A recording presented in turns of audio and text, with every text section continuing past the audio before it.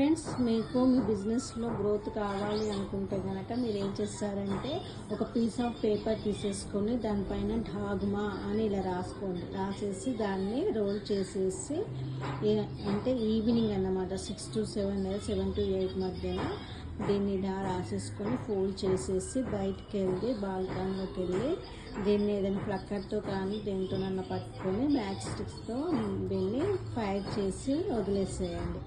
అప్పుడు ఢాగ్మా అనుకుంటూ చేసేసి ఏమనాలి అంటే నాకు న్యూ క్లయింట్స్ని తీసుకురా, అంటే నాకు న్యూ కస్టమర్స్ను క్లోజ్ చేయి, నాకు న్యూ కస్టమర్స్ను తీసుకొచ్చి నాకు నా బిజినెస్ని గ్రోత్ చేయి ప్లీజ్ అనేసి చెప్తాను. ఓకేనా అండి?